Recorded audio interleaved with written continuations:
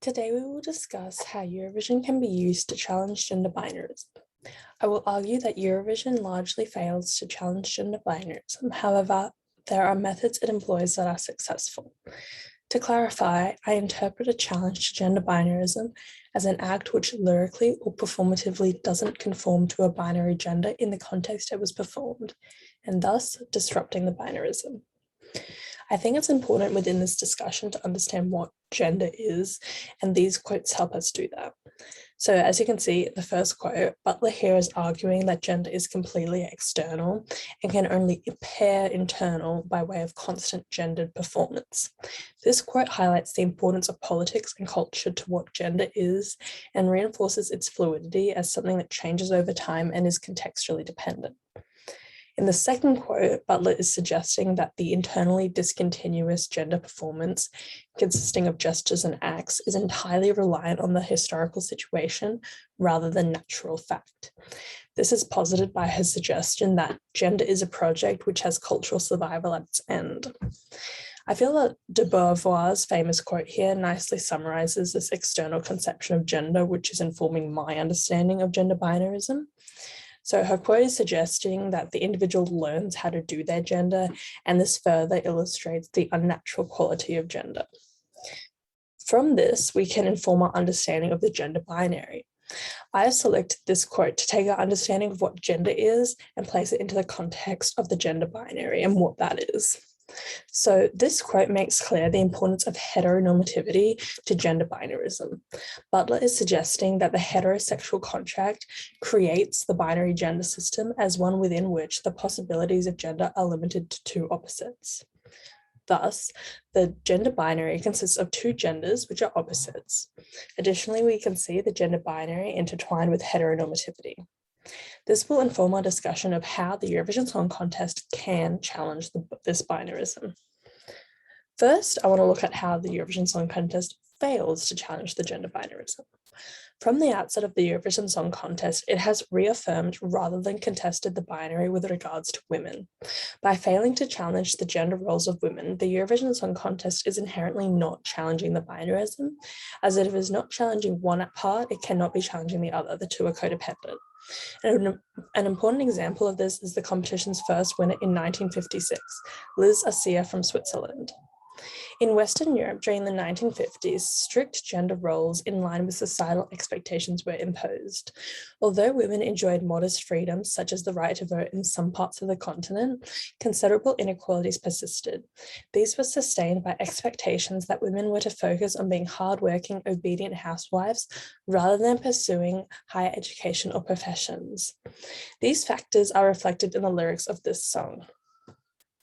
In the chanson style, this song mourns the singer's youth. Considering this line is demonstrative of how the song paints Assia's ultra-feminine image and upholds the ideal for womanhood in the context. The lyrics, Jardin plein de soleil où je courais enfant, partout je t'ai cherché, mon amoureux lointain, cultivate motifs of innocence, purity, and self-restraint. These themes illuminate the ideal woman of the era whose anchor in life is her lover. In these ways, this performance reinforced the gendered binary and shows that the Eurovision's capacity to challenge gender binary is contextually dependent. This performance set a precedent for the continued maintenance and confirmation of gender binarism in the Eurovision Song Contest, which continued throughout much of the 20th century. This is demonstrated through the traditional feminine stereotypes and overemphasized femininity of female performers. On your screens, you can see two examples of this in the 1967 Sandy Shore and 1969 Lulu. The physical presentation of these women along gendered lines, including notably the pink dresses, light makeup, slim figures, stylized hair, posture, including foot placement, all conform to the gendered binary. This reinforces the importance of context on Eurovision's ability to challenge gender binarism, as not enough cultural and societal change had yet occurred to allow for the binarism to be disrupted or disputed. Consideration of Poland's 2014 performance, Mysłowianie, shows how this reinforcement of the gender binary continues in Eurovision to this day.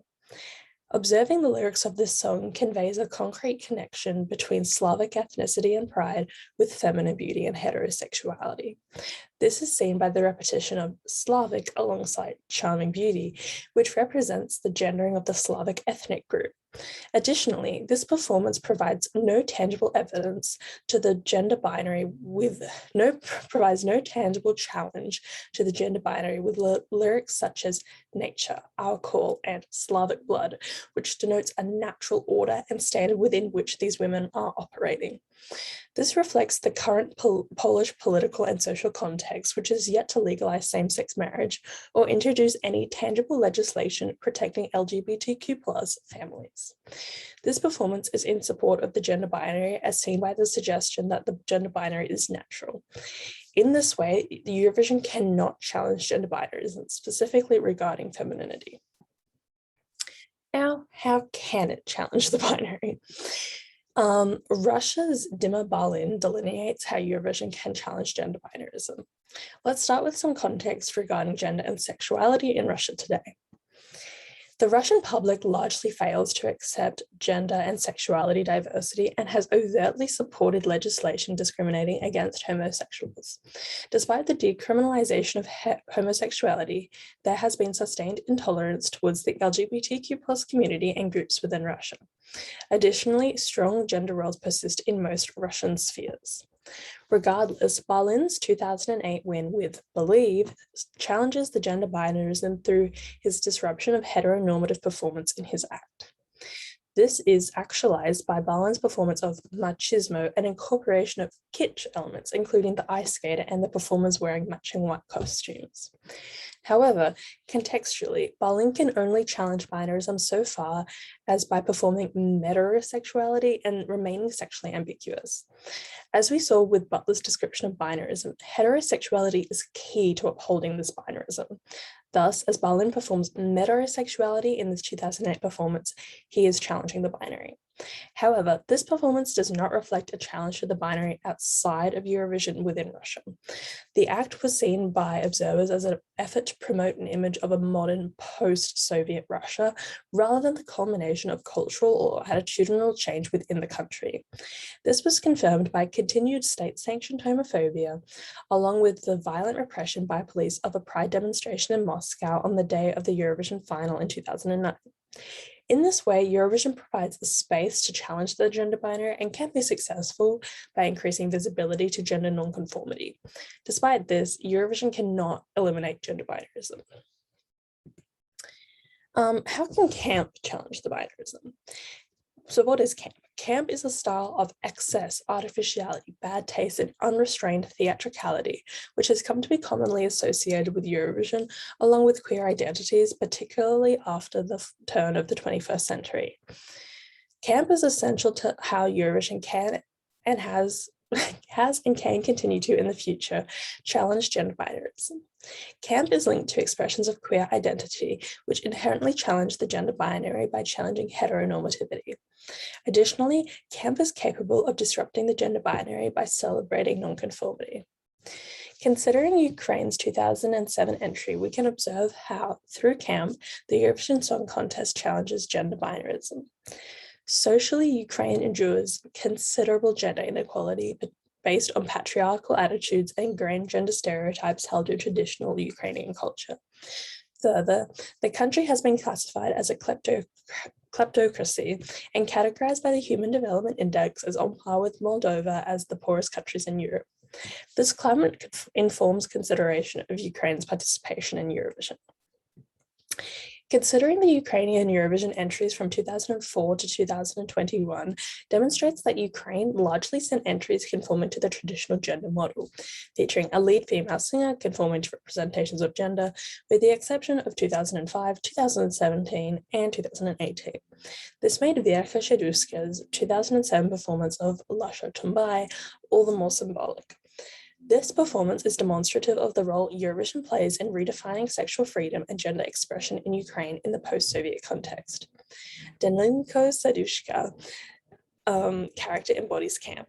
Her stage outfit alludes to conservative uniforms such as that of soldiers or nurses, but made in a camp style. we can see a connection between Daninko's representation of Sedushka as a character, as reflected in the creation of fake female avatars in online spaces by male users. In this way, Eurovision is able to challenge the gender binary by bringing a challenge occurring in the online into actuality.